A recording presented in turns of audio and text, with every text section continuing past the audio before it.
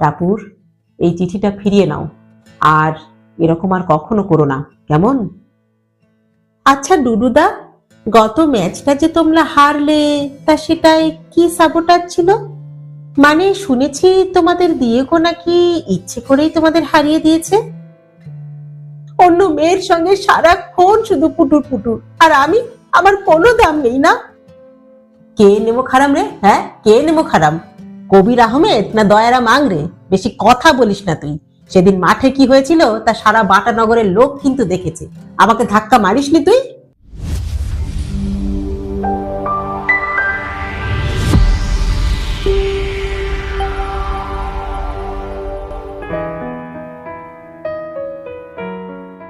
নমস্কার বন্ধুরা, সকলকে স্বাগত জানাই।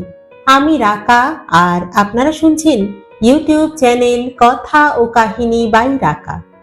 বন্ধুরা, আমরা পাঠ করছি শ্রদ্ধেয় সাহিত্যিক সরঞ্জিত চক্রবর্তীর একটি অত্যন্ত জনপ্রিয় উপন্যাস পাতা ঝরার মরশুমে। আজ পড়ব উপন্যাসটির দ্বিতীয় পর্ব। গল্প পাঠ যদি ভালো লাগে তাহলে একটা ছোট্ট লাইক করে দেবেন। আর হ্যাঁ, আমাদের চ্যানেলে যদি আপনি প্রথমবারের জন্য এসে থাকেন তাহলে অবশ্যই চ্যানেলটি সাবস্ক্রাইব করে নেবেন কিন্তু। আসুন এবার তাহলে শুরু করি। শুরু হচ্ছে পাতা ঝরার মরশুমে দ্বিতীয় পর্ব। উপন্যাসটি প্রাপ্ত বয়স্কদের জন্য।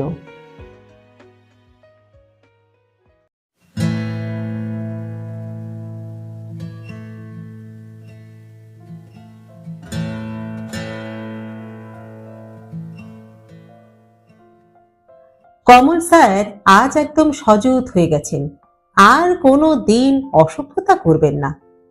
বেশ কদিন ধরে তককে তককে ছিল ও, আজ এসা দিয়েছে না, একেবারে বাপের নাম ভুলিয়ে ছেড়েছে। ব্যাটার পটেটো হাইল ডিফেক্টিভ ছিল, যাকে বলে পিএইচডি। আজ সব শেষ করে দিয়েছে এক ধাক্কায়। যদি লজ্জা থাকে তবে আর কোনোদিনও এসব করবেন না। টাপুর কাঠি দিয়ে আলু কাবলির আলু তুলল একটা।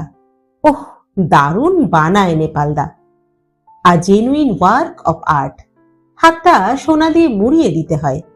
3 টাকা 4 টাকা যে যেমন বলবে, ঝটা ঝট নামিয়ে দেবে টক ঝাল আলু কাবলি।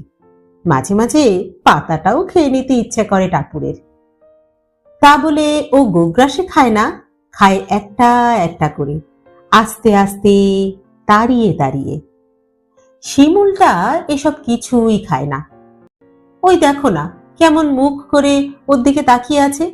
এক্ষুনি বলবে, আলু কাবলির জলটা তো ড্রেনের থেকে নেওয়া। টাপুর হাসল। কিরে, খাবি নাকি শিমুল? ইস বাবা, দেখলেই মনে হয় অম্বল হয়ে যাবে। খাস কি করে তুই ওইসব? শিমুল মুখ বেঁকালো। টাপুর বলল, আবার পৃথিবীতে জন্মাতে হবে তোকে, বুঝলি? যমরাজ যদি শোনে না যে তুই পৃথিবীতে ফুচকা, আলু কাবলি, পাপড়ি চাট এসব খাসনি, তাহলে তোকে আবার ফেরত পাঠাবে। টাপুর নেপালদাকে টাকা দিতে দিতে বলল, এবছরই মাধ্যমিক পাশ করে 11-এ উঠেছে ওরা। এখন পড়াশোনার তেমন চাপ নেই, তবে ডিসেম্বরের শেষে ফার্স্ট টার্ম আছে। শিমুলটা অবশ্য এখন থেকেই তেড়ে পড়াশোনা শুরু করেছে। Poor girl. টাপুর নিজের মনেই হাসল। বেশি হাসিস না, আজ স্যারের সঙ্গে যেটা করলি সেটা ঠিক হলো? শিমুল টেন্সড গলায় প্রশ্ন করল। 100 বার ঠিক হয়েছে। উনি যা করতেন সেটা কি ঠিক ছিল? বুড়োটাকে ডোজ না দিলে আর চলছিল না, বুঝলি? ঘটনাটা সত্যি কেলেঙ্কারির। কমল স্যারের বয়স প্রায় 55-56 বছর। উনি কলকাতার নামী একটা স্কুলে পড়ান, আর প্রাইভেটে বাটানগরের স্টাডি অ্যাট কোচিং সেন্টারে 11-12 স্টুডেন্টদের ফিজিক্স পড়ান। উনি টিচার হিসাবে দারুণ। স্যারের কাছে পড়ার জন্য তাই ভীষণ ভিড় হয়। কিন্তু এসবের মধ্যে একটা সমস্যা আছে। স্যার মেয়েদের একটু বেশি করে পড়ান, বা পড়েন, মানে গায়ে পড়েন। সামান্য ছুতোনাতায় তাদের গায়ে হাত দেন। স্যারের হাত মাঝে মাঝে বিপদসীমাও ছুঁয়ে ফেলে। এতে সব মেয়েরাই অস্বস্তিতে পড়ে, কিন্তু স্যারের এত নামডাক, এত খ্যাতি যে কেউ ব্যাপারটা নিয়ে মুখ খোলে না। টাপুর সবসময়ই একটু খোলামেলা জামা কাপড় পরে। মা রাগারাগি করলেও ও বিশেষ পাত্তা দেয় না। ছেলেরা লোভীর চোখে তাকাবে, তা তাকাক না, টাপুরের ভারী বয়েই গেছে। কমল স্যারের কাছে পড়তে আসার আগে টাপুর স্যারের এই ব্যাপারটা সম্বন্ধে শুনেছিল, কিন্তু ভেবেছিল বোগাস। বাবার চেয়ে বয়সে বড় একটা লোক এরকম হতে পারে, তাই ও আর আমল দেয়নি। কিন্তু ক্লাসে জয়েন করার 4 দিনের মাথায় কথাটা যে সত্যি সেটা বুঝতে পারল। সেদিন টাপুর একটা অনেকখানি পিঠ কাটা চুড়িদার পরে এসেছিল। স্যার পড়াতে পড়াতে টাপুরের পাশে এসে দাঁড়ালেন। টাপুর এমনিতেই খুন খারাপি দেখতে, তার উপর অমন ড্রেস। ব্যাস, স্যার ওর পিঠে হাত দিলেন, বলতে লাগলেন, কিরে, যা বললাম বুঝেছিস? বলতে বলতে পিঠে হাত বোলাতে লাগলেন। স্যারের আঙুলের মাথা থেকে যে লোভ ছড়ে ছড়ে পড়ছে সেটা ভালোভাবে বুঝলেও টাপুর কিছু বলতে পারছিল না, আবার সহ্যও করতে পারছিল না। জানোয়ার একটা, মনে মনে ভেবেছিল টাপুর। সেদিন থেকেই বেটাকে ঝাড় দেবার একটা তাল ছিল, আর সেটাই সম্পূর্ণ করেছে গত 2 দিনে, একদম স্ট্র্যাটেজিক্যালি।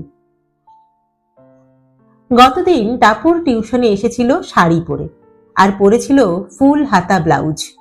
ক্লাসে বসেও ছিল শাড়ির আঁচল দিয়ে পিঠটা ঢেকে, শুধু মুখটুকু দেখা যাচ্ছিল ওর। ঠিক মনে হচ্ছিল যেন একটা কাপড়ের পুঁটুলি। সবাই জিজ্ঞাসা করেছিল ব্যাপার কি, কিন্তু ও কোনো উত্তর দেয়নি। সেদিন স্যার টাপুরের ধারে কাছেও মারাননি। আর আজকেই ছিল কাহিনী মে টুইস্ট। টাপুর পরে এসেছিল স্লিভলেস ডিপ কাট টপ আর টাইট জিন্স। আগুন আগুন বলে রাস্তায় কিছু ছেলে আসার পথে আওয়াজ দিচ্ছিল। একজন চিৎকার করে উঠেছিল, আরে আগুন আগুন, দমকল কো বুলাও, দমকল। যথারীতি স্যারও সব স্টুডেন্টকে ছেড়ে আজ টাপুরকেই বেশি করে বোঝাচ্ছিলেন। বোঝাতে বোঝাতে স্যার যখন ওর পিঠে হাত দিয়ে ফেলেছেন, ঠিক তখনই নিরীহ মুখে টাপুর বলল, স্যার, একটা কথা জিজ্ঞেস করব? গতদিন তো আপনি আমার কাছে এসে এত করে বোঝাননি, আজ আমায় এত বোঝাচ্ছেন কেন? আজ আমায় দারুণ লাগছে, তাই না? স্যারের চোয়াল বোয়াল মাছের মতো খুলে গেল। সারা ক্লাস চুপ, শুধু টাপুর হাসছে। দিয়েছে একেবারে বুড়োর নুড়ো জেলে। টাপুর এইরকমই, ওর যা ইচ্ছে হয় ও তাই করে, ওর সঙ্গে চালাকি নয়। স্যার আর না পড়িয়ে ততক্ষণে বেরিয়ে গেছেন ক্লাস থেকে। শিমুল আবার বলল, একটু বাড়াবাড়ি করে ফেলেছিস আজকে, বুঝলি? টাপুর কাঁধ ছাকিয়ে বলল, কিচ্ছু বাড়াবাড়ি হয়নি, চরিত্রের স্ক্রু ঢিলে হয়ে গিয়েছিল, একটু টাইট দিয়ে দিয়েছি, ব্যাস। আর ছাড় তো, তুই এত টেনসড হচ্ছিস কেন? সপ্তাহে ভয় পেলে চলে? শিমুলটা এইরকম, সব সময় কি হয় ভাব। একবার ক্লাস 9-এ পড়ার সময় ওর পিছনে একটা লোফার টাইপের ছেলে লেগেছিল। মানে ওই রাস্তায় শিমুলকে দেখলেই খুব উত্তপ্ত করত, পিছনে পিছনে সাইকেল নিয়ে যেত, এমনকি ওদের পাড়ার মোড়েও দাঁড়িয়ে থাকত। একটা সময় এলো যখন প্রায় 2 সপ্তাহ স্কুলেই গেল না ও। ওর বাবা মা কত বোঝালো, ওর দিদি রঙ্গনা কত সাহস দিল, কিন্তু কে শোনে কার কথা? শিমুল রাস্তায় বেরোলোই না। তখন খুব সাহায্য করেছিল রুদ্র। টাপুর রুদ্রকে বলেছিল ব্যাপারটা, কারণ রুদ্রকে বলা যায়। ছোট থেকেই রুদ্র টাপুরের দাদার মতো। টাপুর রুদ্রর স্কুলেই পড়ে, 1 ক্লাস নিচে। অবশ্য রুদ্র কমার্স আর টাপুর সায়েন্স। রুদ্রই বাঁচিয়েছিল সেবার। ছেলেটাকে ডেকে নিয়ে গিয়ে কি করেছিল কে জানে, কিন্তু ছেলেটা আর শিমুল মুখ হয়নি। রুদ্রকে জিজ্ঞাসা করাতে রুদ্র বলেছিল, শোন, জানবি সব জিনিসের ওষুধ আছে। আমার বয়স হয়তো কম, কিন্তু ওষুধগুলো আমি ভালোই জানি আর ঠিকঠাক অ্যাপ্লাইও করি। রুদ্র এমনই, ভীষণ আপরাইট। কিভাবে কাজ হাসিল করতে হয় সেটা ও ভালোই জানে। এই জন্যই তো টাপুর এত পছন্দ করে রুদ্রকে। ও মাঝে মাঝে ভাবে, রুদ্র যদি ওর নিজের দাদা হতো। ও রুদ্রর জন্য সব করতে পারে। ওদের পাড়ার গলিতে শিমুল ঢুকে গেল, ওর নাকি পড়াশুনো করতে হবে। সত্যি বাবা, পারেও বটে মেয়েটা। কিন্তু টাপুর এখনই বাড়িতে যাবে না। ওর মোবাইলের কার্ড ফুরিয়ে গেছে, রিচার্জ করাতে হবে। পকেট মানি হিসাবে ওর বরাদ্দ মাসে ১,৫০০ টাকা, আর ৪৫০ টাকার মোবাইল কার্ড। টাপুর জানে, ইচ্ছে করলেই ওর বাবা ওকে ৫,০০০ টাকা হাত খরচও দিতে পারেন। ওর বাবার লেদার এক্সপোর্টের বিজনেস, এছাড়া পেট্রোল পাম্পও আছে একটা। বাটানগরের লোকে বলে যে ওর বাবা নাকি টাকার কুমির। বাটানগরে ওদের বাড়িটাই তো ৪ তলা। বাড়ির মধ্যে কিচেন গার্ডেন থেকে শুরু করে সুইমিং পুল সব আছে। ওরা ইচ্ছে করলেই কলকাতাতে গিয়েও থাকতে পারে। কিন্তু বাবার সব ব্যবসায়ী যে এই অঞ্চলে, আর তাছাড়া টাপুরের মা কলকাতায় গিয়ে থাকতেই পারবে না। এত জায়গা, বাড়ির সামনে বাগান, এইসব কলকাতায় পাবে কোথায়? মোবাইলটা রিচার্জ করিয়ে দোকান থেকে বেরোতেই ছেলেটাকে দেখলো টাপুর। আজও মোটর বাইক নিয়ে দাঁড়িয়ে আছে, প্রায়ই দাঁড়িয়ে থাকে। টাপুর জানে অনেক ছেলেই ওকে দেখে, কিন্তু এরকম রুটিন মেনে কেউ ওকে ফলো করে না। ডিসকাস্টিং। হঠাৎ কেমন যেন রোখ চেপে গেল টাপুরের। আজ একটা বুড়ো রোমিওকে টাইট দিয়েছে, এবার এই ছোড়া রোমিওর পালা। টাপুর সোজা এগিয়ে গেল মোটর বাইকের দিকে। ছেলেটা বেশ লম্বা, মুখে একটা ওভার কনফিডেন্ট ভাব। টাপুর জানে যে এদের কিভাবে শায়েস্তা করতে হয়। ছেলেটার সামনে গিয়ে টাপুর গম্ভীরভাবে প্রশ্ন করলো, কি ব্যাপার বলো তো, তুমি সবসময় আমায় ফলো করো কেন? হ্যাঁ? কোনো আপনি টাপনি নয়, সোজা তুমি দিয়ে শুরু করলো, যাকে বলে একেবারে অ্যাটাকিং মোড। টাপুর দেখলো ছেলেটার চোখে মুখে কেমন যেন একটা ভ্যাবাচাকা ভাব। টাপুর বুঝলো ছেলেটা এই আকস্মিক আক্রমণে বেশ ঘাবড়ে গেছে। ও আরো চেঁচিয়ে প্রশ্ন করলো, কি হলো বলছো না কেন? সব সময় বাইক নিয়ে আমাকে ফলো করো কেন বলো তো? কি মতলবটা কি তোমার? জবাব দাও। না, মানে আমি আমি মানে তোমার তোমার পিঠটা ইয়ে। ছেলেটা ঠোঁট চাটছে। কি পিঠ? আমার পিঠটা কি? ইতর অসভ্য জানোয়ার ছেলে। টাপুর তারও স্বরে চেঁচাতে শুরু করলো, না না, মানে মানে পিঠটা পিঠটা মন্দিরা বেদির। না মানে আমার আমার পিসিমার কথা মনে পড়ছে। কি? আমার পিঠ দেখে তোমার পিসিমার কথা মনে পড়ছে না? পারভার্ট। ছেলেটা ভুলভাল বকছে দেখে টাপুর ওর গলার ভলিউম আরো ২ ঘর বাড়িয়ে দিল। প্রায় সন্ধে ৭টা বাজে। এই অঞ্চলটা লোকজনে ভর্তি হয়ে আছে। চিৎকার চেঁচামেচি শুনে অনেকেই বিনা পয়সার সার্কাস দেখতে একেবারে ভিড় জমিয়ে ফেলেছে। একজন জিজ্ঞাসা করলো, কি হয়েছে কি? এই ছোকরা কি তোমায় বিরক্ত করছে? টাপুর জানে সুন্দরী মেয়েদের সাহায্য করবার লোকের অভাব পৃথিবীতে নেই। লোকটার দেখা দেখি বেশ আরো কয়েকজন এগিয়ে গিয়ে ছেলেটার কলার ধরল। এই কি বে, সালা শুয়োরের বাচ্চা, মেয়েদের দেখলে খুব খচরামো করতে ইচ্ছে হয় না? ইপটিজিং, হ্যাঁ? ছেলেটা একবার বলল, আমি তো আমি তো কিছু করিনি, এখানে শুধু বসেছিলাম। আরে বাবা, ওই তো এসে আমাকে ধমক ধমক দিতে শুরু করলো। শুরু করলো? হ্যাঁ, শুরু করলো? এমনি এমনি শুরু করলো না? মামদোবাজি। লোকটা মারার জন্য হাত তুলল। টাপুর দেখলো কেলেঙ্কারি। এমনটা হোক তাও চাইনি। ছেলেটাকে একটু করকে দিলেই হতো, কিন্তু এই যে রীতিমতো ঝামেলা শুরু হয়ে গেল। এর মধ্যে পরিচিত কেউ দেখে বাবাকে লাগিয়ে দিলেই খুব সমস্যা হবে। তার বাবা ভালোর ভালো, কিন্তু টাপুর সম্বন্ধে কোনো খারাপ রিপোর্ট এলে দারুণ রেগে যায়। টাপুর পৃথিবীতে এই একটা লোককেই ভয় পায়। আর টাপুর এবার সেই ভয়টাই পেল। কিন্তু ওর এখন আর কিছু করার নেই। পুরো ঘটনাটাই ওর হাতের বাইরে বেরিয়ে গেছে। সামান্য একটা ছেলেকে শিক্ষা দিতে গিয়ে পুরো কেসটাই একেবারে জন্ডিসে কনভার্ট করেছে। এখন যে কি করে এটা সামলাবে তা টাপুর ভেবে পেল না। আর ঠিক তখনই ভিড় ঠেলে এগিয়ে এলো একজন, একহারা চেহারা, গম্ভীর মুখ। এতদিন পরেও ওকে দেখেই টাপুরের পেটের মধ্যে প্রজাপতি ওড়াউড়ি শুরু করে দিল। মনে হলো কেউ যেন ওকে নিয়ে বড় ইলেকট্রিক নাগরদোলায় চড়িয়ে দিয়েছে। বুকের মধ্যে হৃৎপিণ্ডটাও গতি যেন বাড়িয়ে দিল হঠাৎ। টাপুর ওকে চেনে, খুব ভালো করে চেনে। ও পুরু। বাটানগরের সাধারণ লোকেরা অনেকেই পুরুকে চেনে। ভালো ফুটবলার হওয়ার সুফল এখনো কিছুটা পায় পুরু। টাপুর অবাক হয়ে দেখল মারমুখী ভিড়টা পুরুর সামনে কেমন যেন নেতিয়ে পড়ল। ছেলেটা যে পুরুর বন্ধু তা টাপুর বুঝল। অনায়াসেই বন্ধুকে বের করে নিয়ে গেল পুরু। ছেলেটার নাম শুনল কুশ। ছাড়া পেয়ে ফুল স্পিডে বাইক চালিয়ে কুশ বেরিয়ে গেল। আর থাকে এদিকে ভিড়টাও আর নেই। বিশেষ কিছু হলো না দেখে পাবলিক যেন একটু হতাশ হয়েছে, বুঝল টাপুর।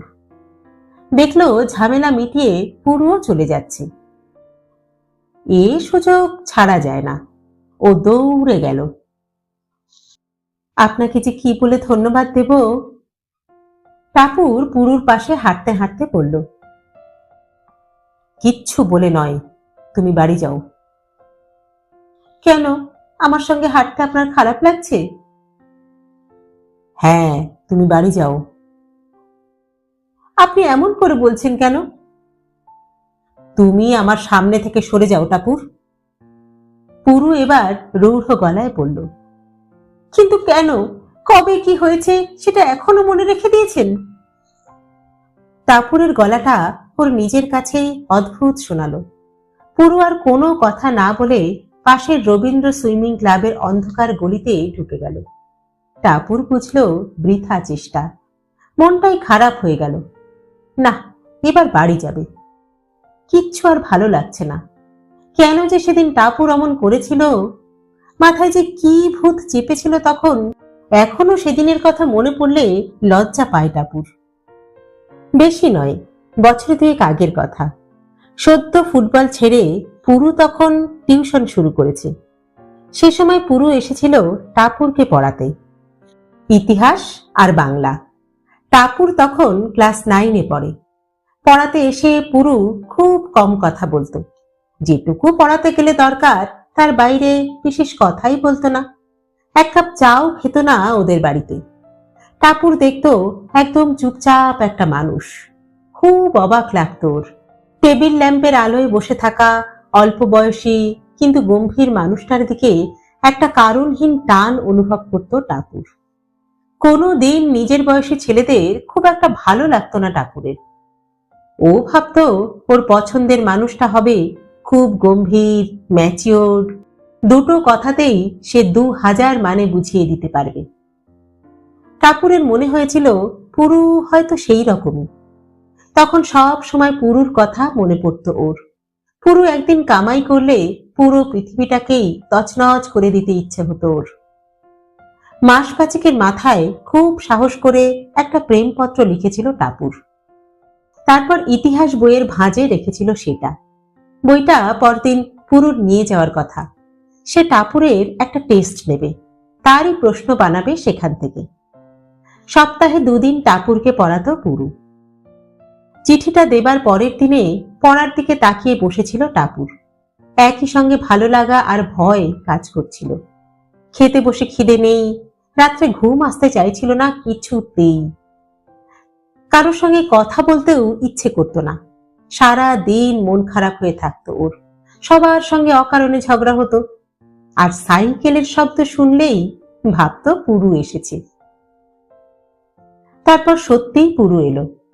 সন্ধ্যের দিকে সাইকেলের মৃদু ঘণ্টা শুনেই বুঝল টাপুর।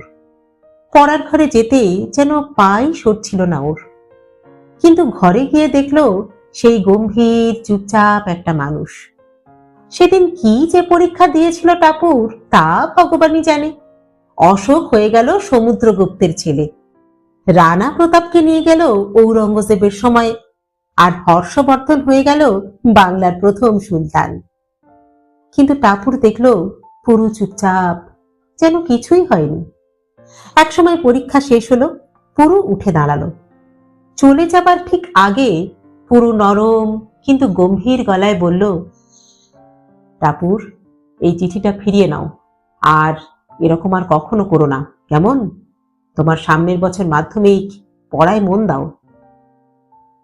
ব্যাস, আর কিচ্ছু নয়। চিঠিটা ভাঁজ করে টেবিলে রেখে দিয়ে চলে গিয়েছিল ও। চোখ ফেটে জল এসে গিয়েছিল টাপুরের। এত অপমান! নিজেকে কি ভাবে ও, সাধু পুরুষ? টাপুরের ভালোবাসার কি কোনো দাম নেই? দাঁড়াও, দেখাচ্ছি মজা। দুদিন পরে টাপুরের বাড়ির কাজের লোক ডেকে নিয়ে গেল পুরুকে। টাপুরের মা আগুনের মতো মুখ করে বসেছিল। বাবা সে সময় বাইরে গিয়েছিল কাজে। টাপুর মাকে বলেছিল পুরু ওকে নোংরা চিঠি লিখেছে, অনেক কু ইঙ্গিত ভরা এক চিঠি। পুরুর হতভম্ব মুখ দেখে সেদিন খুব আনন্দ হয়েছিল টাপুরের, ভেবেছিল বেশ হয়েছে। টাপুরের মা ছোট লোক, ইতর, জানোয়ার যা খুশি বলে সেদিন অপমান করেছিল পুরুকে। পাল্টা একটা কথারও জবাব দেয়নি পুরু, মুখ নিচু করে উঠে গিয়েছিল শুধু। সেদিন সারা রাত ঘুম আসেনি টাপুরের। বারবার মনে পড়ছিল শান্ত আর গম্ভীর একটা মুখ। জালনা দিয়ে ঠিকরে আসা জ্যোৎস্না ছড়ানো বিছানায় শুয়ে কখনো আনন্দে আবার কখনো দুঃখে খুব কেঁদেছিল সেদিনও। এ কি জয় না পরাজয় ঠিক বুঝতে পারছিল না টাপুর। কারণ টাপুর জানত পুরু আর কোনো দিন ওদের বাড়িতে আসবে না। বাবা ফিরে আসার পর মা বলেছিল বাবাকে সবটা। বাবা এসে টাপুরের কাছে চিঠিটা দেখতে চাইল। হাতের লেখা মিলিয়ে দেখল টাপুরের লেখার সঙ্গে। টাপুর হাতের লেখা পাল্টেই চিঠিটা লিখেছিল, কিন্তু চিঠিটা যে নকল সেটা ধরতে বাবার বেশি সময় লাগলো না। টাপুরকে দু চারটে প্রশ্ন করে বুঝেও নিল ব্যাপারটা। বরাবরের মতো টাপুর বাবার সামনে মিথ্যে বলতে পারল না। বাবার চোখ দুটোর দিকে তাকালে কেমন যেন অবশ হয়ে যায় টাপুর। সব শুনে বাবা ভীষণ রেগে গিয়েছিল। জীবনে প্রথমবার টাপুর চর খেয়েছিল সেদিন। বাবা বহুদিন কথাও বলেননি টাপুরের সঙ্গে। পরে বাবা নিজে পুরুর কাছে গিয়ে টাপুরের হয়ে ক্ষমা চেয়ে এসেছিল। টাপুরও পুরুর সঙ্গে কথা বলতে চেষ্টা করেছিল, কিন্তু পুরু কথাই বলেনি।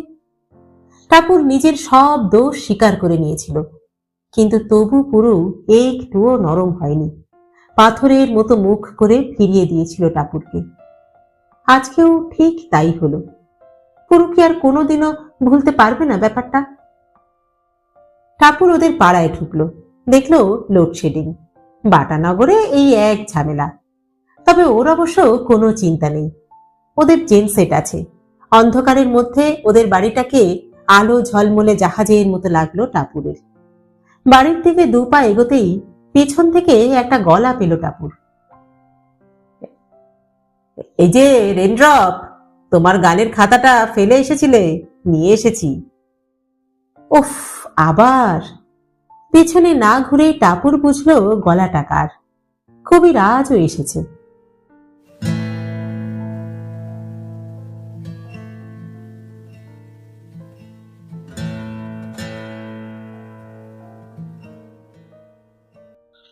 ব্যানার্জি, দেবপ্রস্থ ব্যানার্জি। ধূত, আজকেও হলো না। আসলে কোনো দিনই হয় না। তবু ডুডু চেষ্টা করে মাঝে মধ্যে।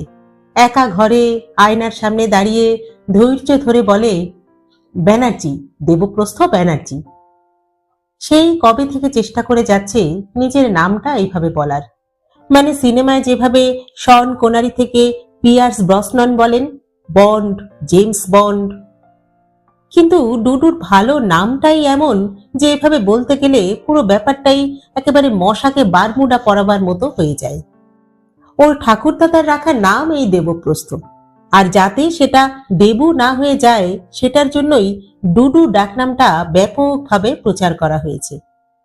ঠাকুরদাদার মোটেই ইচ্ছে নয় দেবপ্রস্থ নামটার অপভ্রংশ হোক। অপভ্রংশ তো না হয় আটকানো গেল, কিন্তু এই দেবপ্রস্থ নামটা নিয়েও রিসেন্টলি কম কথা শুনতে হয় না ওকে। কথা শোনা মানে অবশ্য একজনেরই, সায়েকার।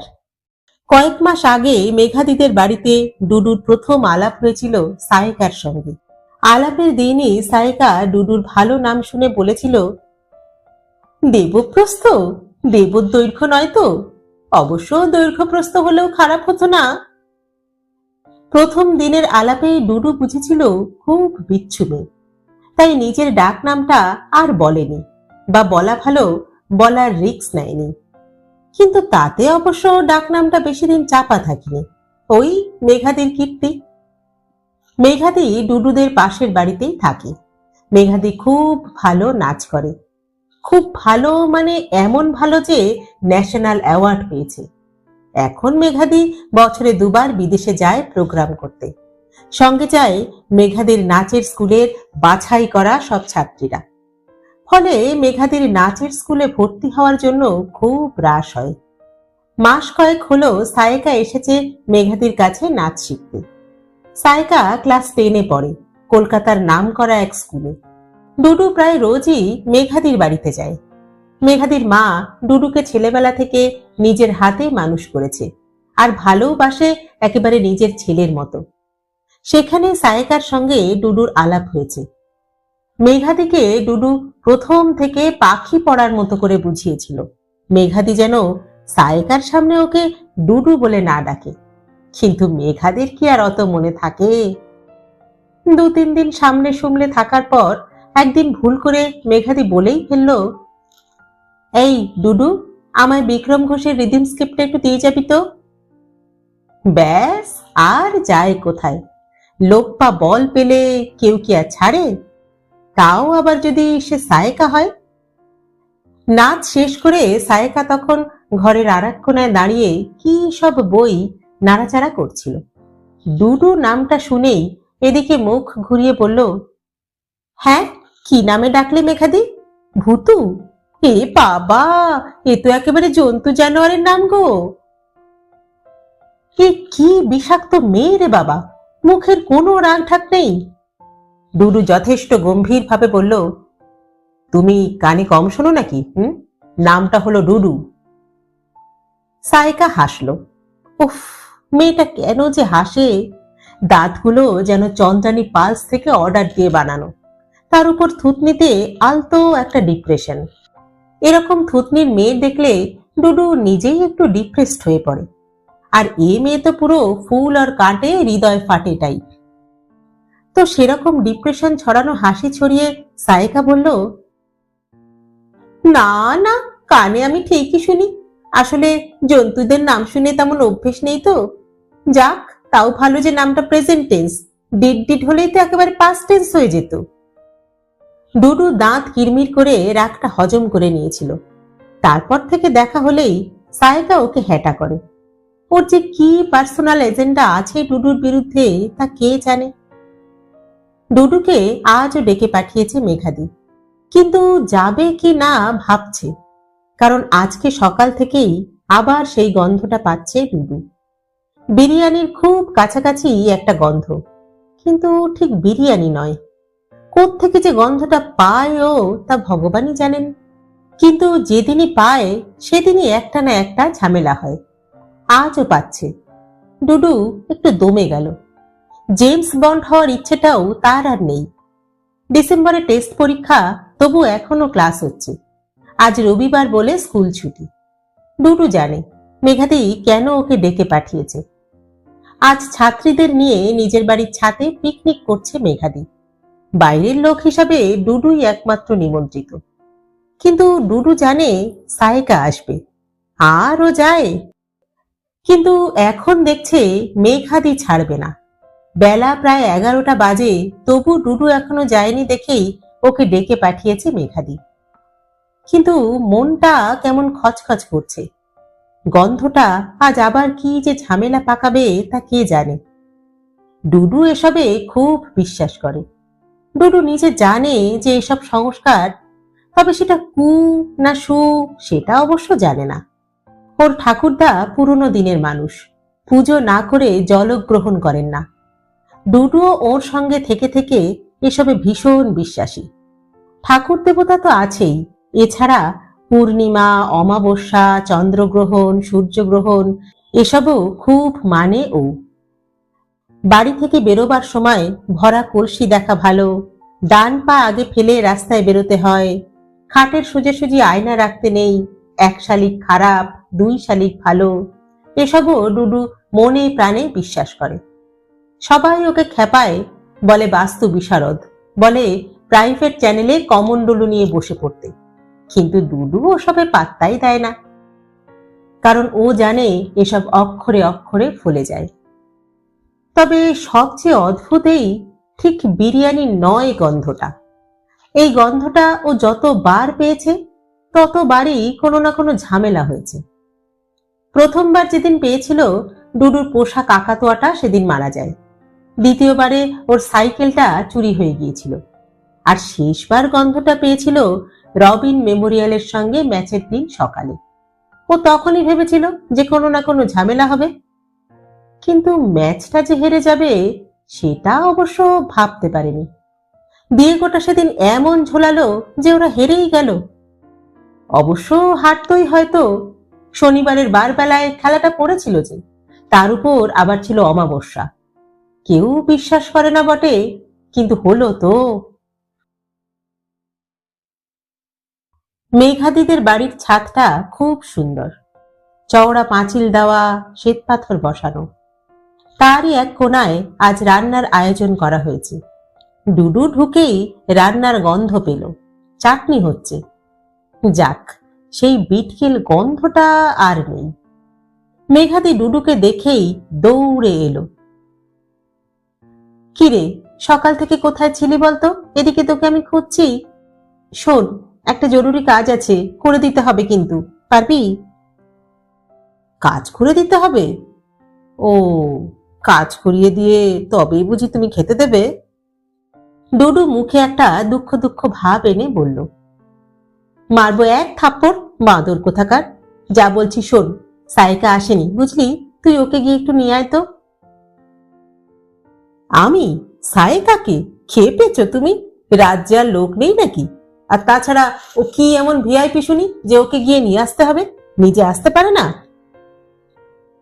আরে আর বলিস না, ওর বাবা সকালে কোন এক আত্মীয়র বাড়িতে গেছেন। আর ওর মা একটা জিনিস, বুঝলি তো, মেয়েকে কিছুতেই একা ছাড়বে না। ভাবতে পারিস, একটা ক্লাস 10-এর মেয়ে থাকে 15 মিনিট দূরে, তাকে পর্যন্ত একা ছাড়বে না। সায়কা তো ফোনে প্রায় কেঁদেই ফেলেছে। তারপর আমি ওর মাকে অনেক বুঝিয়ে টুঝিয়ে রাজি করিয়েছি। বলেছি যে আমার এক ভাইকে পাঠাচ্ছি, ও সায়কাকে গিয়ে নিয়ে আসবে, আবার পৌঁছেও দেবে।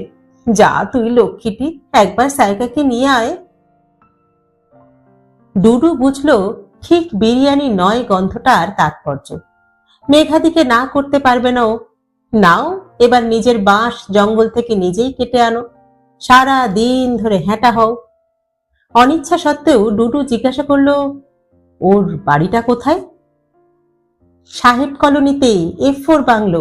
ওর বাবার নাম আলিপ কুমার জানা, গেটে গিয়ে জিজ্ঞেস করবি, দেখিয়ে দেবে। ও বাবা, সাহেব কলোনিতে থাকে নাকি? সে তো একেবারে ঘ্যামা জায়গা। বাটা নগরীর টপ বসেরা সেখানে থাকে। পাঁচিল দিয়ে ঘেরা গোটা কতক বাংলো, একেবারে আলাদা করা সেখানে। ওই কম্পাউন্ডের ভেতরে butter officers club, tennis court, basketball court সব আছে। সবাইকে ওই কম্পাউন্ডে ঢুকতেও দেয় না। মেঘাদি, আমাকে কি ওখানে ঢুকতে দেবে? ডুডু ওর সংশয় জানালো। আরে ধুর বোকা, সায়কার মা তো গেটে বলে রাখবে, তুই ফালতু চিন্তা কেন করছিস বলতো? নে, চট করে ওকে গিয়ে নিয়ে আয়।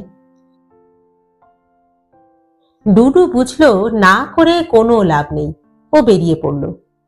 আকাশটা যেন নীল টাইলস বসানো এক সুইমিং পুল, যেন এক্ষুনি এক ফোঁটা জল এসে গায়ে পড়বে। এর মধ্যে ঠান্ডা হাওয়াও দিচ্ছে বেশ। শীত প্রায় চলে এলো। এ সময় বাটানগর ভীষণ সুন্দর হয়ে ওঠে।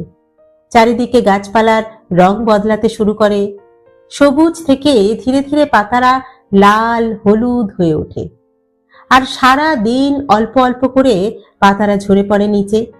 রাস্তার দুপাশে ধীরে ধীরে জমে ওঠে পাতার স্তূপ। বিদেশ হলে একে বলতো ফল, কিন্তু এখানে বলা হয় হেমন্ত। এই নামটাও দারুণ। এসবের মধ্যে সকালে সাইকেল চালিয়ে টমাস বাটা এভিনিউয়ের দিকে যেতে বেশ ভালোই লাগছিল ডুডুর। সাহেবদের তৈরি করা টাউনশিপ তো, সবকিছু এত মাপ মতো আর সুন্দর যে ভাবা যায় না। বড় বড় সবুজ মাঠের মধ্যে লাল সাদা সব কোয়ার্টার্স, রাস্তার দুপাশে গাছ, কালো মাখনের মতো রাস্তা, নিখুঁত। সাহেব কলোনি সেই গঙ্গার ধারে। ওর কম্পাউন্ডের ভেতরে অনেক আগে একবার ঢুকেছিল ডুডু, তারপর বহু দিন আর যায়নি। সবই ঠিক আছে, শুধু মনের মধ্যে খচখচ করছে সায়েকার কথা। দেখা হলেই তো আবার যা তা বলতে শুরু করবে। এত সুন্দর একটা সকালে ওসব বাঁকা বাঁকা কথা শুনতে একটুও ভালো লাগবে না। ডুডু, এই ডুডু, এসব ভাবতে ভাবতে একটু অন্যমনস্ক হয়ে পড়েছিল ডুডু। হঠাৎ ওর নাম ধরে কেউ ডাকাতে একটু থতমত খেয়ে ও সাইকেল থামালো। আবার কে ডাকছে? সাইকেল থেকে নেমে একটু ঘুরে দাঁড়ালো ও। দেখলো একটা লেডিস সাইকেল নিয়ে রাস্তার অন্যদিকে দাঁড়িয়ে আছে পরী। রূপকথার নয়, মল্লিক বাজারের। মল্লিক বাজার বাটানগরের সবচেয়ে বড় বাজার। তার কাছেই ১৩ হাত কালীর মন্দির। তার পাশের বাড়িটাই সুরজিৎ দাদের। সুরজিৎ তার বোনই হলো পরী। পরী ডুডুর একদম ছোটবেলার বন্ধু। একসঙ্গে বাটানগর নার্সারি স্কুলে ওরা পড়ত। নঙ্গি স্কুলে ডুডু ভর্তি হয়েছে ক্লাস 5-এ। কিন্তু পরী তো এখন এখানে থাকে না। ও তো দাদু দিদিমার সঙ্গে দুর্গাপুরে থাকে। সেখান থেকেই হায়ার সেকেন্ডারি দেবে। ও হঠাৎ এখানে? কিরে পরী, তুই কবে এলি? পরী ওর সামনে এসে বলল, এই তো গতকাল। সামনে ডিসেম্বরে টেস্ট পরীক্ষা তো, তাই এখন আমাদের স্টাডি লিভ চলছে। তা তোদের এখনো ছুটি হয়নি? ছুটি? মনে মনে ভাবলো ডুডু, সেসব আবার কি জিনিস। স্যারেরা পারলে টেস্টের আগের দিন পর্যন্ত ক্লাস নেন। ওরা ছুটির কথা বললেই বলেন এখন যা পড়ানো হচ্ছে সেগুলোই নাকি আসল। ডুডু ভাবে, তাহলে সারা বছর কি নকল পড়াশোনা করলো নাকি ওরা? জ্যাকসন তো সেদিন বাংলার স্যার সুনির্মল বাবুকে জিজ্ঞাসাই করলো, স্যার বলছিলাম সবার তো ছুটি হয়ে গেছে, তা আমাদের হবে না? স্যার হেসে বললেন, তুমি ছুটি নিয়ে কি করবে? হ্যাঁ, পড়াশুনো তো কিছুই করো না। জ্যাকসন তীব্র প্রতিবাদ জানিয়ে বলল, না স্যার, আমি আমি প্রচন্ড পড়াশোনা করছি। স্যার স্বভাবসিদ্ধ ভঙ্গিতে বললেন, তুমি পড়াশোনা করছো? হাই সুগার ইউ, বোন টু বোন, বুঝেছ? তুমি কি আর পড়াশোনা করার ছেলে? কথাটা মনে পড়াতে নিজের মনেই হেসে ফেলল ডুডু। কিরে, পাগল নাকি তুই? একা একা হাসছিস কেন? স্কুল ছুটি হয়নি এখনো? ডুডু অপ্রস্তুত মুখে বলল, হয়ে যাবে, যে কোনো দিন হয়ে যাবে। তা বল, তোর খবর কি বল? আর এদিকে কোথায় যাচ্ছিস? আরে আমি তো তোর বাড়িতেই যাচ্ছিলাম, ভাগ্যিস তোর সঙ্গে দেখা হয়ে গেল। ডুডু অবাক হয়ে প্রশ্ন করল, কেন? পরী বলল, বলছি, আগে তুই বল কোথায় যাচ্ছিস। ডুডু সংক্ষেপে বলল পুরোটা। পরী বলল, তবে তো তোর দেরি হয়ে যাচ্ছে। আচ্ছা চল, আমি বরং তোর সঙ্গেই যাই, যেতে যেতে বলছি, কেমন? বাটা কোম্পানির গেট থেকে সাহেব কলোনি একটুখানি পথ। পরী কিছু বলার আগেই ওরা পৌঁছে গেল।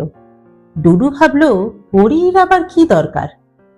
বন্ধু মহলে একটা কথা সবাই জানে, যে বেগার কাজের জন্য পৃথিবী বিখ্যাত হলো ডুডু।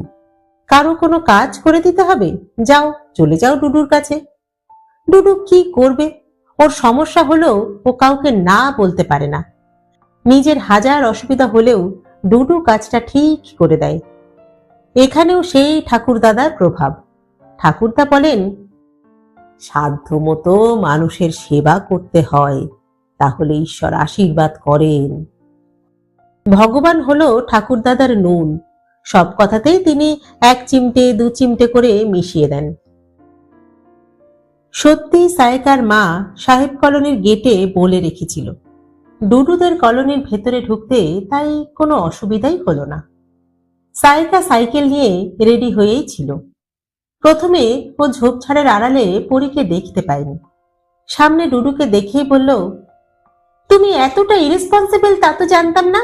আমি কখন থেকে ওয়েট করছি জানো? আমি তো ভাবলাম দেবপ্রস্থ একেবারে ইন্দ্রপ্রস্থের পথে রওনা দিয়েছে। এই রে, আবার শুরু হয়ে গেছে। প্রথম বলেই গুগলি। ডুডু বোকা হাসি হেসে বলটা কোনো মতে ব্লক করার চেষ্টা করল।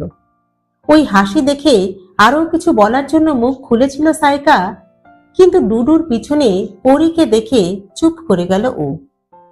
সায়কার মা বলল, শোনো ডুডু, ডুডুই নাম তো তোমার, তুমি কিন্তু সায়কাকে 5:30টার মধ্যেই দিয়ে যাবে, কেমন? আর শোনো, দেরি না হয় যেন। আর সায়কা, মেঘার ওখানে পৌঁছে আমাকে একটা ফোন করে দেবে, কেমন?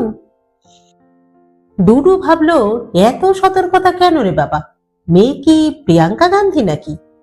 আর সায়কা তো যা এক পিস যন্তর, ওকে কেউ নেবে না। কারণ যে নেবে তারও তো নিজের প্রাণের ভয় আছে। নিজের হাড়ে স্বরচিত দুব্য গজাতে কে আর চায়? পথে সায়কা একটাও কথা বলল না আজ। সেই সুযোগে ডুডু পরীর দরকারটা শুনল। ডুডুকে সন্ধেবেলা পরীর সঙ্গে যেতে হবে বাটানগর থেকে একটু দূরে সারেঙ্গাবাদ বলে একটা জায়গায়। সেখানে পরীদের কোন এক আত্মীয়ের বাড়ি। ওখানে তাদের কি সব যেন দরকার আছে। দরকারটা যে কি তা আর ডুডু জিজ্ঞাসা করলো না, কারণ তা হলেই পরী আবার হেজাতে থাকবে। সারেঙ্গাবাদটা পরী একদম চেনে না, তাই আজ সন্ধেবেলা ডুডু গাইডই ওর একমাত্র ভরসা। মেঘাদিদের বাড়িতে পৌঁছে সায়কা দ্রুত উপরে উঠে গেল।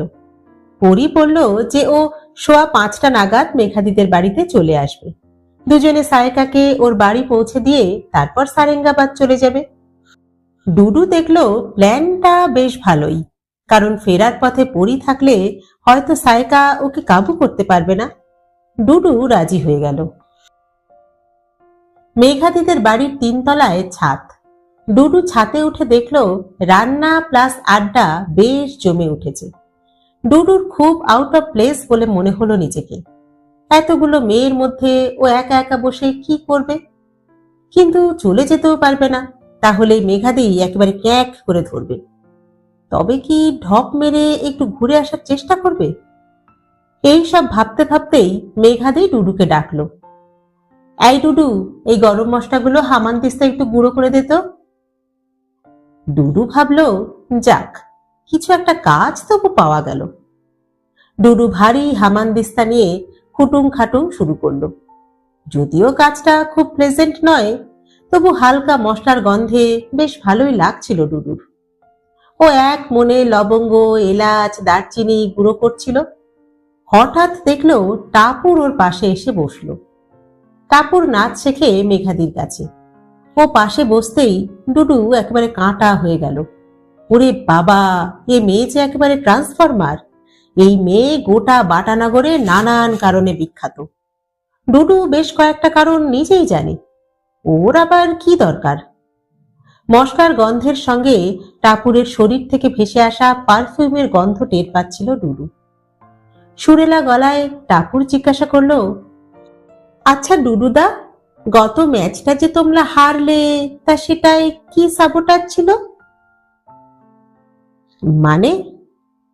কথাটা ঠিক বুঝতে পারল না ডুডু। মানে শুনেছি তোমাদের দিয়েগো নাকি ইচ্ছে করেই তোমাদের হারিয়ে দিয়েছে। না না, তা আবার হয় নাকি? দিয়েগো সেদিন ভালো খেলতে পারেনি এটা ঠিকই, তার মানে এই নয় যে ও ইচ্ছে করে হারিয়ে দিয়েছে। কে রটাচ্ছে রে এসব? রটাচ্ছে না গো, কথাটা আমাদের স্কুলেই শুনলাম। বোগাস, বুঝলি, বোগাস, একদম ফালতু কথা। টাপুর ডুডুর উত্তরে চুপ করে রইল। একটু পরেই আবার জিজ্ঞাসা করলো, আচ্ছা কবির ছেলেটা কেমন বলতো? কবির কেন বলতো? ডুডু কেসটা জানে, ও সাবধান হয়ে গেল। তুমি বলো না, কেমন ছেলে? ভালোই তো, পড়াশোনাতেও ভালো, খেলাধুলোতেও ভালো, আমাদের স্কুল টিমের ওই তো গোলকিপার। সে আমি জানি। আচ্ছা, ও কি মুসলিম? হ্যাঁ। আচ্ছা শোন, তুই হঠাৎ এত প্রশ্ন করছিস কেন রে? ডুডু ভ্রু কুঁচকে জিজ্ঞাসা করলো। বলা যায় না, মেয়ে তো আর সুবিধের নয়। না, এমনি। নাও তুমি মশলা গুঁড়ো করো, আমি যাই। পাশের ঠোঙার থেকে দুটো এলাচ আর লবঙ্গ তুলে মুখে পুরে টাপুর আবার মেয়েদের আড্ডায় ফিরে গেল। খাওয়া দাওয়া শেষ হতে বেলা 4টে বেজে গেল। ডুডু বেশি খেতে পারে না, তবু সাধ্যমতো খেল। রান্নাটা বেশ ভালোই হয়েছিল, তবে বাঁশকাঠির চালের ভাত তো বেশ গলে গিয়েছিল। মেঘাদি রান্না কেমন হয়েছে জিজ্ঞাসা করাতে ডুডু বলেছে, মেঘাদি, এটা একটা ভন্ড টাইপ হয়েছে, মানে ভাতের মন্ড আর কি। তবে একটা ব্যাপারে ডুডু খুব আশ্চর্য হয়ে যাচ্ছে, আজ সাইকা একবারও ওকে হ্যাটা করেনি, ঠিকমতো কথাই বলেনি বলা যায়।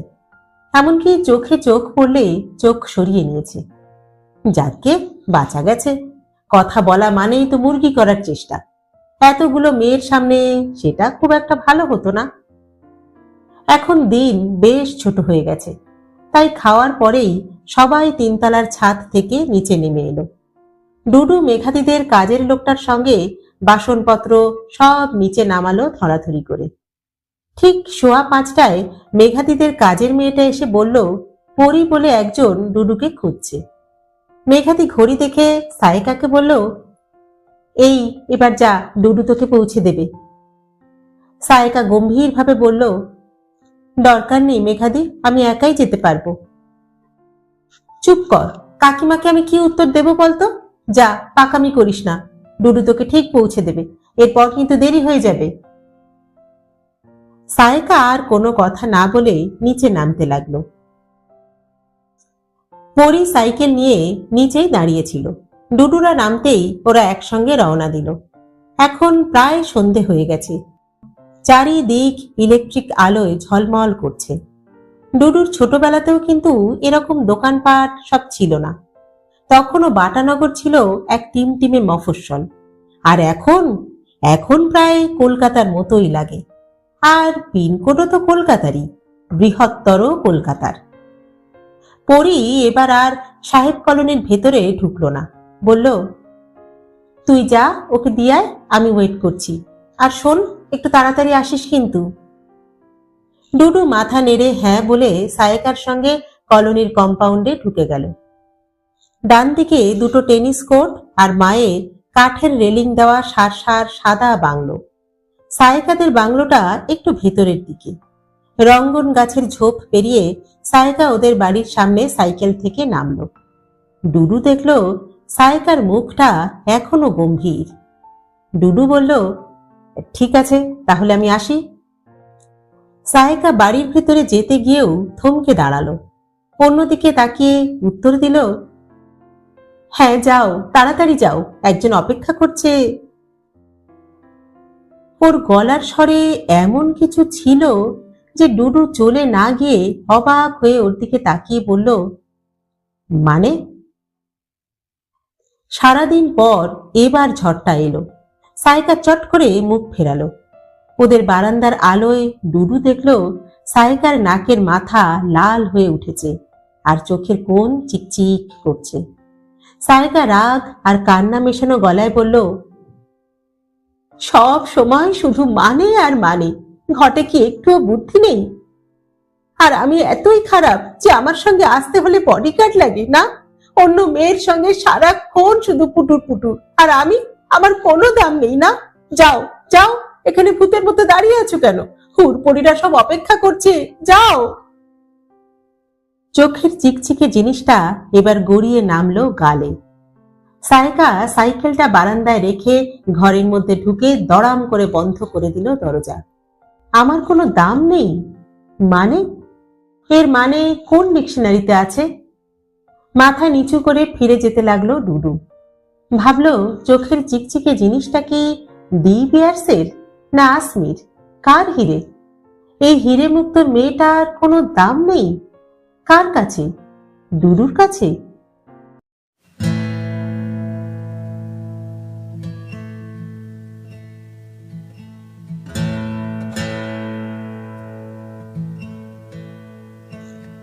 আজ স্কুল জীবন শেষ হয়ে গেল কবিরদের। মাত্র 4 পিরিয়ড ক্লাস হয়েছে। কবিরের মনটা বেশ খারাপ হয়ে আছে। এই হলুদ স্কুল বিল্ডিং, এই পাঁচিল ঘেরা বিশাল কম্পাউন্ড, এইসব স্যারেরা, আর কোনো দিন পড়া হবে না এখানে। আর কোনো দিন শুনতে পাবে না সকাল 11টায় স্কুল বাড়ির থেকে জেগে ওঠা জাতীয় সঙ্গীত। দেখতে পারবে না পাশের পুকুরের উপর ঝুঁকে পড়া খেজুর গাছের উপর বসে থাকা মাছরাঙা। আসলে সবকিছুরই শেষ আছে জীবনে, শুধু স্মৃতির কোনো শেষ নেই। কবির স্কুল কম্পাউন্ডের বাইরে এসে একবার ফিরে তাকালো। এই স্কুলে আর পড়তে আসবে না ভাবতেও খারাপ লাগছে, কিন্তু কি আর করা যাবে। কি বস, স্কুলটা দেখছিস কেন? হ্যাঁ, ছেড়ে চলে যেতে মায়া হচ্ছে?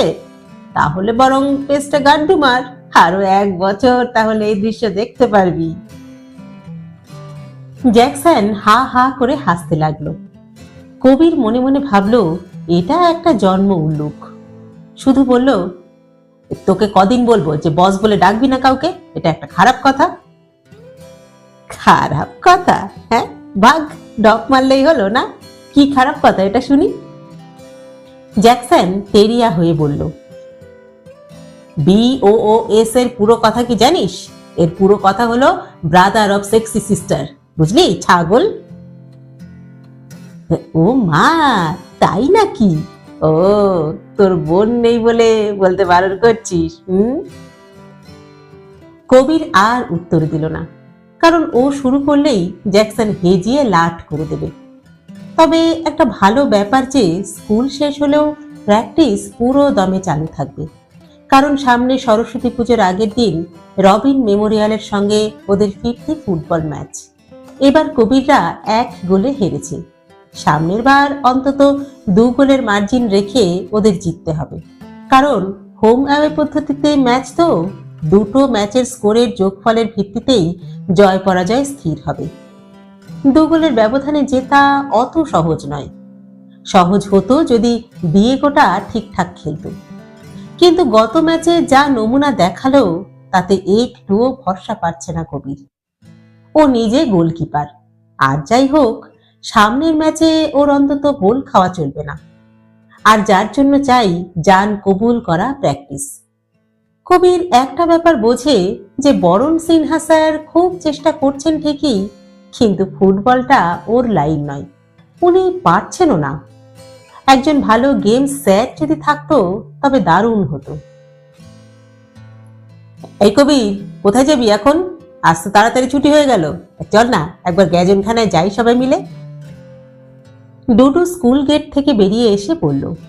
কবির দেখলো ওর পিছনে ডিয়েগো দাঁড়িয়ে।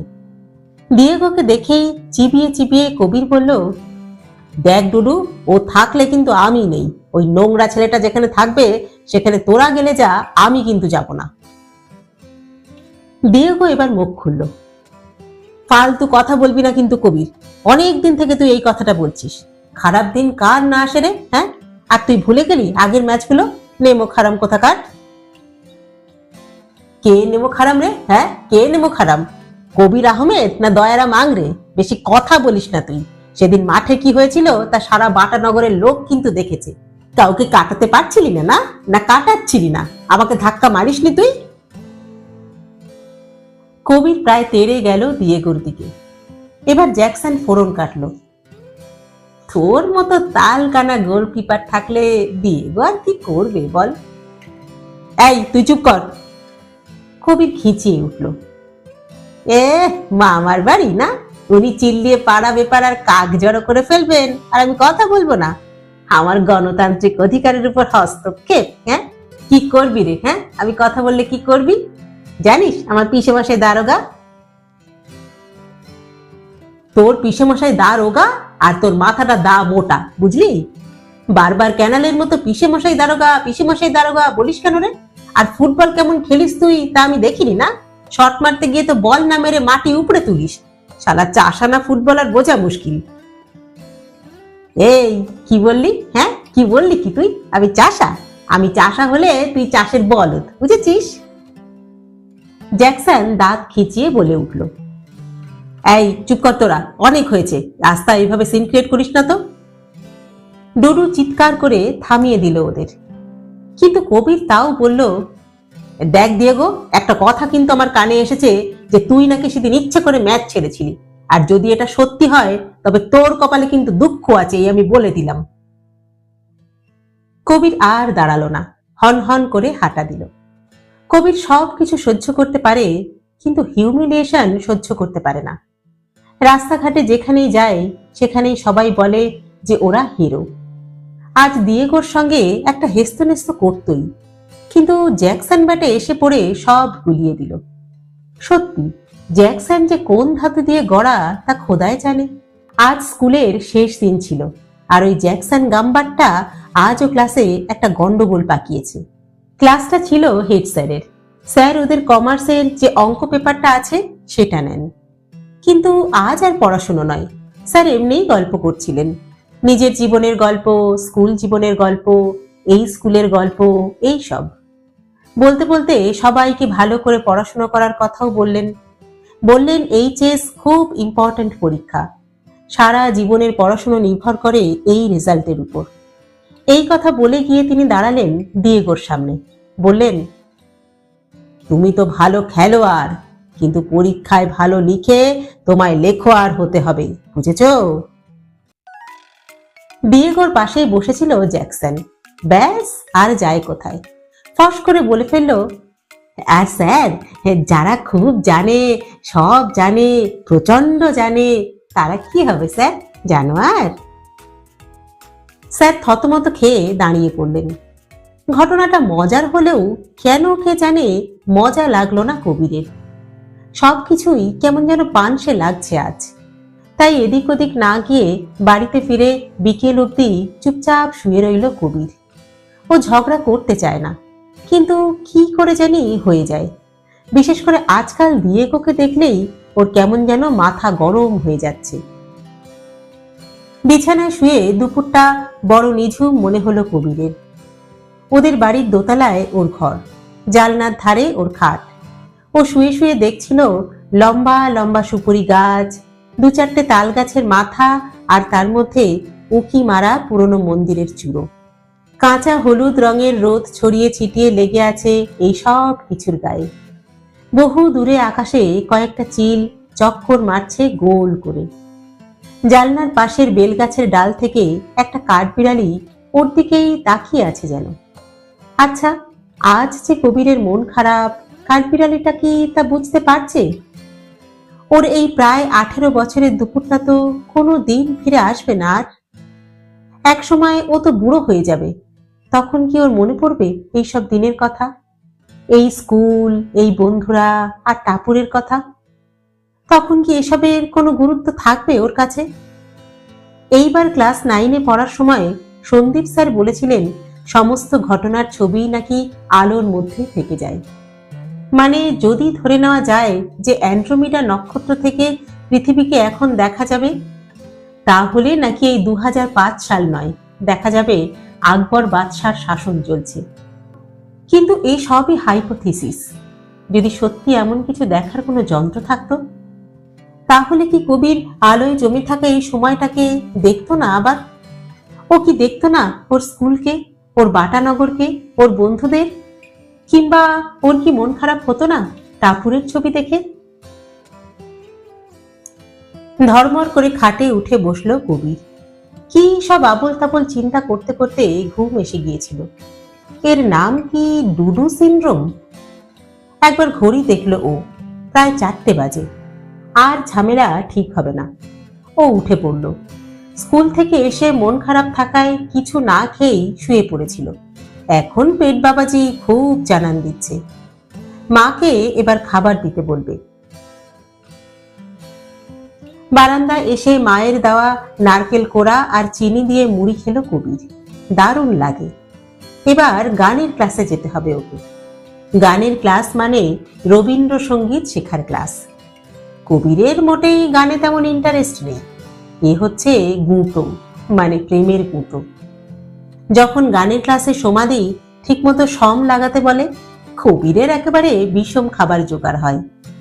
যখন এসেছিলে তবু আসো নাই গানটা অন্তরা থেকে ধরতে বলেন, ভয়ে ঘামতে ঘামতে কবিরের তখন ইচ্ছে হয় পাশে বসে থাকা অন্তরা বসকেই চেপে ধরে।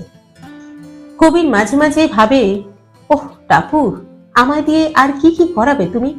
রবি ঠাকুর থাকলে আমার গান শুনে গান লেখাই হয়তো ছেড়ে দিতেন। একবার সোমাদি কবিরকে বলেছিলেন, তুই রবীন্দ্রনাথের গানগুলো ওর মতো করে না গিয়ে আপাচে ইন্ডিয়ানের মতন করে গাইছিস কেন বলতো? কবির বলতেই যাচ্ছিল যে অন্তত আপাচে ইন্ডিয়ানের মতন তো হচ্ছে, কিন্তু টাপুর ওর দিকে তাকিয়ে আছে দেখে ও আর কিছু বলতে পারেনি। কিন্তু তবু এরকম হেনস্থা মাঝে মধ্যেই হয় কবিরের। আর এই সমস্ত অপমান, মন খারাপ সব কবির মনে মনে টাপুরকে উৎসর্গ করে। বলে, তোমার জন্যই আমি এত কষ্ট সহ্য করি। একমাত্র তোমার কাছাকাছি থাকবো বলেই আমি রোজ এখানে অপমানিত হতে আসি। টাপুর কবিরের কাছে যে কি সেটা ও ঠিক বলে বোঝাতে পারে না। আসলে বোঝাবে কি করে? সব কি বোঝানো যায়? প্রথম সমুদ্র দেখলে কেমন লাগে বোঝানো যায়? নাকি বহুদিন প্রচন্ড গরমের পর শহর আবছা করে যখন বৃষ্টি আসে তখন কেমন লাগে তা বোঝানো যায়? এই না বোঝানোর ব্যাপারটা শুরু হয়েছিল সেই সময় যখন কবির প্রথম টাপুরকে দেখেছিল বাটা রিক্রিয়েশন ক্লাবের একটা ফাংশনে। কবির সেই অনুষ্ঠানটা দেখতে গিয়েছিল। সেখানে একটা নাচ নেচেছিল টাপুর। পাগলা হাওয়ার বাদল দিনে গানটার সঙ্গে ছিল নাচটা। সেই নাচ দেখে কবিরের তো একেবারে পাগল হবার জোগাড়। সেই যে কবিরের সব গন্ডগোল হয়ে গেল আর তা কোনো দিন ঠিক হয়নি। সেই নাচের পর খোঁজ নিয়েছিল কবির। টাপুর কোথাকার মেয়ে, কোথায় থাকে, কোন স্কুলে পড়ে সবকিছু জানতে একেবারে মরিয়া হয়ে উঠেছিল কবির। এরকম একটা মেয়ে বাটানগরে থাকে অথচ ওর চোখে পড়েনি, কিভাবে সেটা সম্ভব কবির তাই ভাবত। অবশ্য পড়ার কথাও নয়, কবিরের সারাটা জীবনই ছিল পড়াশুনো আর ফুটবল। ওর বন্ধুরা ওকে ইনঅ্যানিমেট বলে খেপাত। কিন্তু টাপুরের নাচ ঘুরিয়ে দিল কবিরের মাথা, জীবনও।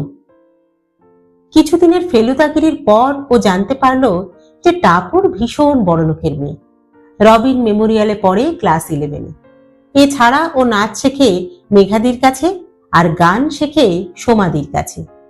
নাচের খবরটার সোর্স হচ্ছে ডুডু। একমাত্র ডুডুকেই কবির বলেছিল টাপুরের ব্যাপারে। ডুডু তো শুনেই বলে দিয়েছিল, তুই করেছিস কি কবির, কে যে একবারে পুরো বিষ জিনিস, তুই এমন লাথি খাবি না যে সারা জীবন আর খিদে পাবে না তোর। আরে বাবা, বাটানগরে কি আর মেয়ে ছিল না? কিন্তু যা হবার তা হয়ে গেছে। কবির মাছের চোখ ছাড়া আর কিছুই তখন দেখছে না। যে করেই হোক ওকে টাপুরের কাছাকাছি যেতেই হবে। উপায় হয় নাচ নয় গান। নাচ শেখার রিক্সটা কবির আর নেয়নি, ওটা বাড়াবাড়ি হয়ে যাবে। তার চেয়ে গান ভালো। সোমাদি তো প্রথমে নেবেই না, বলল, তুই যে ব্যাচে ভর্তি হতে চাইছিস সেখানে সবাই ভালো গান গায়, আর তুই তো সবে শুরু করবি, এ কি হয়? হয় মানে হয়ে আছে। কবির অনেক বুঝিয়ে না পেরে তারপর স্ট্রেট সোমাদির পায়ে গিয়ে পড়েছিল। 1 সপ্তাহ ধরে রোজ সোমাদির কাছে যেত কবির। শেষ অবধি ফল মিলল। সোমাদি কবিরকে নিল ওই ব্যাচেই। শর্ত হলো সবার ফাঁকে ফাঁকে সোমাদি কবিরকে একটু একটু শেখাবে। কবির প্রায় বলেই ফেলেছিল যে না শেখালেও চলবে, কারণ গান শিখতে কে চায়। কিন্তু এত সাধনার ফল কি হলো না, লবডঙ্কা। ও কত চেষ্টা করে টাপুরের সঙ্গে কথা বলার, কিন্তু টাপুর যে পাত্তাই দেয় না।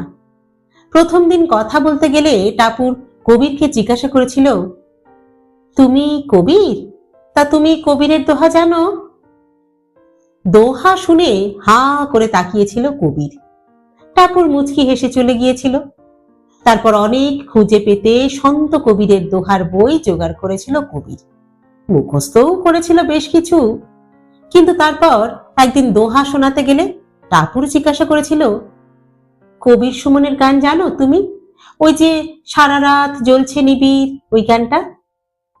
উফ, জ্বালালে দেখছি।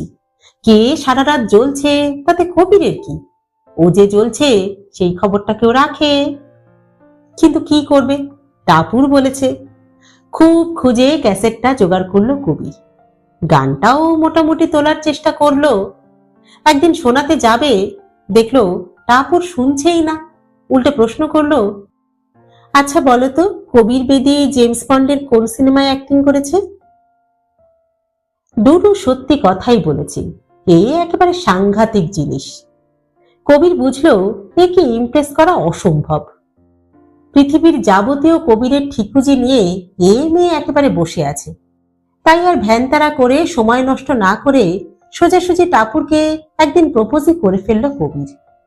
সেদিন সোজাসুজি টাপুরকে কবির বলেছিল যে ওর টাপুরকে খুব ভালো লাগে, ওকে ছাড়া কবির আর কিছু চিন্তাই করতে পারে না। কবিরের রাত্রের ঘুমটুকু সব নষ্ট হয়ে যাচ্ছে শুধু এই জন্যই। এখন কবির চায় যে টাপুরও ওকে পছন্দ করুক। কথাটা শুনে টাপুর অদ্ভুত ভাবে হেসেছিল, যার একটাই মানে হয় হুজোর চিত হয়ে শোয়ার ইচ্ছে হয়েছে, আর একটা মানে হয় যে ও ভেবে দেখতেই পারে। কিন্তু এর কোনটা ঠিক? টাপুরকে সেটা জিজ্ঞাসা করার আগেই টাপুর প্রশ্ন করেছিল, তুমি হঠাৎ আমায় প্রপোজ করলে কেন? আচ্ছা যাকগে, ওসব তো হয়েই থাকে, বাদ দাও। আচ্ছা বলো তো, সঞ্জীব কুমারের কোন সিনেমায় নাম হয়েছিল কবির? কবির হাল ছাড়েনি। এই তো সেদিনও টাপুরের বাড়ির কাছে গিয়ে দাঁড়িয়েছিল ও। সমাধির কাছে গানের খাতা ফেলে এসেছিল টাপুর, কবির ওটা নিয়ে এসেছিল। পরদিন খাতাটাই ফেরত দিতে গিয়েছিল। খুব গোপনে টাপুরের যে আদরের নামটাও দিয়েছে, সেই রেনড্রপ নামেও ডেকেছিল টাপুরকে। টাপুর যেন শুনতেই পায়নি এমন ভাব করেছিল। তারপর খুব অবহেলায় মরা নেংটি ইঁদুর ধরার মতো দু আঙুলে বইটা ধরে বাড়ির ভেতরে ঢুকে গিয়েছিল। কেন জানি না ভারী অন্যমনস্ক দেখাচ্ছিল সেদিন টাপুরকে। কবিরকে ধন্যবাদ দেওয়া তো দূরে থাক, এমনি কোনো কথাও বলেনি। গোটা ব্যাপারটাই কেমন যেন উচ্ছে সিদ্ধর মতো মনে হয়েছিল কবিরের কাছে। কবির আবার বর্তমানে ফিরে এলো। সমাধির ক্লাসের সময় হয়ে এলো প্রায়।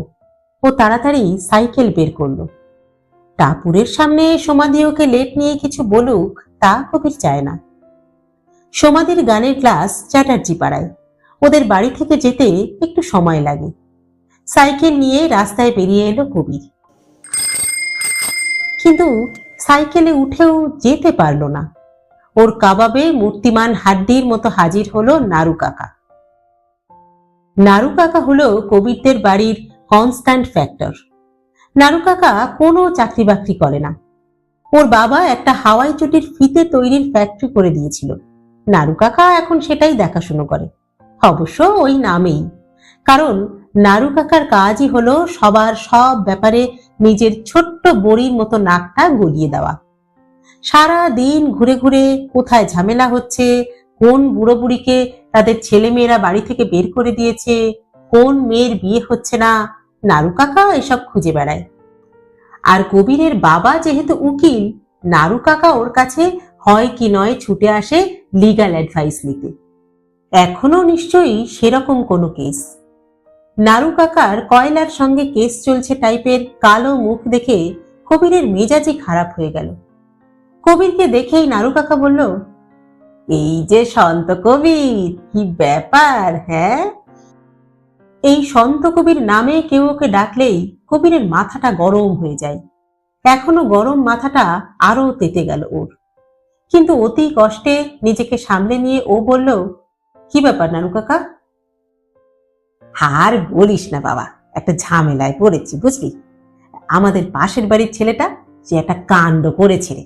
একটা বাচ্চা মতো মেয়েকে বিয়ে করে নিয়ে এসেছে বুঝলি। ওই গতকাল রাতের ঘটনা এটা। মেয়ের বাপ তো খুঁজে পেতে আজ সকালে এসে হাজির, সঙ্গে এক গাদা পুলিশ আর লোকজন। ছেলেটাকে ধরে নিয়ে যায় আর কি। বলে কিনা মেয়ের নাকি 18 বছর বয়স হয়নি এখনো। এদিকে মেয়েটা তো বেঁকে বসেছে, বলছে ওর নাকি 18 হয়ে গেছে। আর গন্ডগোলটা কোথায় করেছে জানিস? মেয়েটা মাধ্যমিকের অ্যাডমিট কার্ডটাই বাড়িতে ফেলে এসেছে। আরে ওটাই তো এজ প্রুফ। কবির ভাবলো ওকে এসব কথা বলছে কেন নারু কাকা। ওদিকে সমাধির গানের ক্লাস শুরু হয়ে গেছে বোধহয় এতক্ষণে। নারু কাকা আবার জিজ্ঞাসা করলো, হ্যাঁ রে, কামালদা আছেন?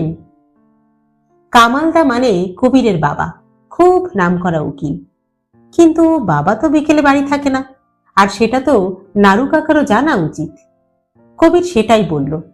সব শুনে নারু কাকা বলল, ওহো তাই তো, ভুলেই গেছিলাম। আচ্ছা ঠিক আছে, বৌদির সঙ্গে দেখা করে যাই তাহলে। কবির ভাবলো মা আবার কবে থেকে উকিল হলো। আসলে বিকেলে চা কেস আছে। যাকে কবির আবার সাইকেলে উঠছে, আর নারু কাকাও বাড়ির ভিতরে ঢুকবে। ঠিক এমন সময় ঘটনাটা ঘটল। রাস্তা দিয়ে একদল ইয়ং ছেলে যাচ্ছিল। ওরা নারু কাকাকে দেখে হঠাৎ চিৎকার করে উঠল, গুড়চা, গুড়চা, গুড়চা, এই গুড়চা। ব্যাস কুরুক্ষেত্র একেবারে। নারু কাকা নিমেষের মধ্যে ঘুরে দাঁড়ালো, তারপরই অকথ্য গালাগাল শুরু করলো। পৃথিবীর সমস্ত প্রাণীর বাচ্চাদের সঙ্গে পটাপট ছেলেগুলোকে মিলিয়ে দিতে শুরু করলো। নিমেষে মজা দেখার জন্য একেবারে ভিড় জমে গেল চারপাশে। নারু কাকার এই এক সমস্যা, ওকে কেউ গুড়চা বলে ডাকলেই ও একেবারে খেপে যায়। কিন্তু কেন যে যায় কেউ সেটা জানে না। কিন্তু গুড়চা শুনলেই নারু কাকা সম্পূর্ণ উন্মাদ হয়ে ওঠে। অবশ্য কবিরাও তো ওকে কম খেপায় নিয়ে। নারু কাকা মান্নাদের গানের অন্ধভক্ত। মান্নাদের গান শোনাবো বলে নারু কাকাকে দিয়ে অনেক কাজ করিয়ে নেওয়া যায়। একবার কবির, ডুডু, জ্যাকসন আর দিয়েগো একটা মান্নাদের গানের ক্যাসেট নিয়ে গিয়েছিল নারু কাকার বাড়িতে। ক্যাসেটটা অরিজিনাল নয়, অন্য ক্যাসেট থেকে রেকর্ড করা। কিন্তু তাতে একটু কারসাজি করেছিল কবিররা, আর কারসাজিটা করেছিল শেষ গানে। গানটা সেই বিখ্যাত কফি হাউসের সেই আড্ডাটা। মান্নাদের গানের ক্যাসেট দেখে নারু কাকা তো একেবারে আহ্লাদে আঠাশ টুকরো। সবাই টেপ রেকর্ডার ঘিরে বসার পর শুরু হলো গান।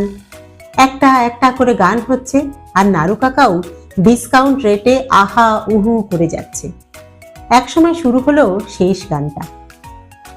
এটা আমার প্রিয় গান, বুঝলি তো, বলে নারু কাকা নড়ে চড়ে বসলো। গানটা বাজতে লাগলো। কফি হাউসের সেই গুচ্চা, কোথায় হারালো সেই গুচ্চা, নিখিলেশ প্যারিসে মইদুল গুচ্চা, সোজা তাই শুধু আজ, সোজা তাই আজ শুধু গুচ্চা। এইভাবে গানটা বেজেই চলল। কবির তাই জায়গা মতো গুড়চা কথাটা ঢুকিয়েছে। কবির আর চোখে দেখল নারু কাকার মুখ লাল, চোয়াল শক্ত, মাথার চুলগুলো প্রায় খাড়া হয়ে গেছে। কিন্তু কিছু করতেও পারছে না। টেপ রেকর্ডারটা যে ভেঙে ফেলবে সেটাও সম্ভব নয়, কারণ সেটা নারু কাকার নিজের। শেষে আর থাকতে না পেরে বলেই ফেলল, শেষ পর্যন্ত মান্নাদেও বলছেন। হ্যাঁ, তাহলে আর কি বা করা যাবে। এখন এই বিকেলে নারু কাকাকে থামাতে যথেষ্ট বেগ পেতে হলো কবিরকে। চিৎকার চেঁচামেচিতে কবিরের মাও নেমে এসেছে নিচে। দুজনে মিলে ওরা কোনো মতে থামালো নারু কাকাকে। কিন্তু নারু কাকা আর বাড়ির ভেতরে গেল না, রইল পড়ে বিয়ের ঝামেলা। নারু কাকা হনহন করে স্টেশনের দিকে হাঁটা দিল। কবির ঘড়ি দেখল, উফ, প্রচুর লেট হয়ে গেছে। সমাধির ক্লাস বোধহয় হাফ হয়েই গেছে। কবির আর কোনো দিকে না তাকিয়ে পড়ি কি মরি করে সাইকেল ছোটালো।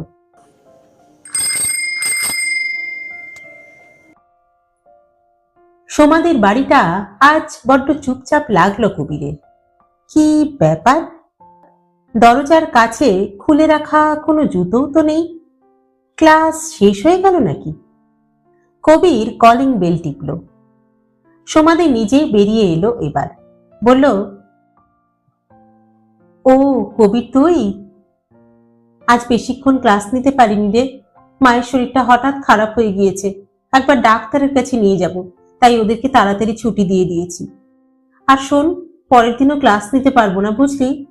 ও হ্যাঁ, ভালো কথা, এই গানের খাতাটা একটু টাপুরকে দিয়ে দিস তো।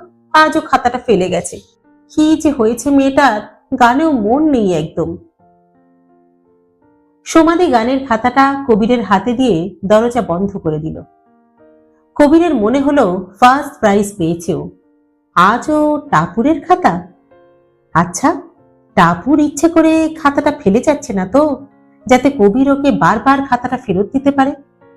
মনের মধ্যে পপকর্ন ফুটতে লাগলো কবিরের। ও দ্রুত প্যাডেলে চাপ দিল। টাপুরের বাড়ির সামনে গিয়ে দাঁড়াবে আজ। আজ নিশ্চয়ই টাপুর ওকে অবজ্ঞা করবে না। হঠাৎ কি মনে হওয়াতে রাস্তার পাশে সাইকেলটা থামালো কবির। গতদিন খাতাটা খুলেও দেখেনি ও। আজ খুব ইচ্ছে করছে। দেখবে একবার। একবার দেখলে কি আর হয়েছে, কেউ তো আর জানতে পারছে না। খাতাটা খুব যত্ন করে খুলল কবির। ওর রেন ড্রপের খাতা। নাকের কাছে নিয়ে একবার গন্ধ শুকলো। আহ, অদ্ভুত সুন্দর একটা গন্ধ পেল ও। পাতায় পাতায় নানান গান লেখা। কি সুন্দর টাপুরের হাতের লেখা। দেখি তো শেষ পাতাটা। কারণ শেষ পাতাতে হিজিপিজি লেখার মধ্যে অনেক গোপন কিছু লিখে রাখে মানুষ। শেষ পাতাটা খুলল কবির। রাস্তার আলোয় কবির দেখল শেষ পাতার লেখাটা। সাদা পৃষ্ঠার উপর লাল কালি দিয়ে আঁকা একটা পান পাতা, আর তার মধ্যে মোটা করে লাল কালি দিয়ে লেখা পুরু। হাত পা ঠান্ডা হয়ে গেল ওর। পুরু? এর মানে কি? পুরুর সঙ্গে টাপুরের চোখ কোথায়? মাথাটা ঘুরতে লাগলো কবিরের। ওর চোখের সামনে বাটানগর যেন ঢেউ লাগা নৌকোর মতো অল্প অল্প দুলতে লাগলো।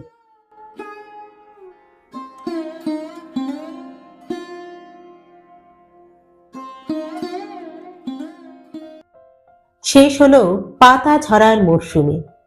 আজ পড়লাম দ্বিতীয় পর্ব। লিখেছেন শ্রদ্ধেয় সাহিত্যিক সরঞ্জিত চক্রবর্তী। গল্প পাঠ করলাম আমি রাকা। আপনারা শুনছেন ইউটিউব চ্যানেল কথা ও কাহিনী বাই রাকা। আজকের পর্বটি কেমন লাগলো আপনাদের কমেন্ট বক্সে অবশ্যই জানাবেন। কিন্তু গল্প পাঠ যদি ভালো লাগে তাহলে আমাদের চ্যানেলটি লাইক, শেয়ার ও সাবস্ক্রাইব করতেও ভুলবেন না কিন্তু। আজ তাহলে এই পর্যন্তই। পরবর্তী পর্ব নিয়ে ফিরে আসবো খুব শীঘ্র। ততদিন সকলে সুস্থ থাকবেন, ভালো থাকবেন এবং অবশ্যই আমাদের সঙ্গে থাকবেন। নমস্কার।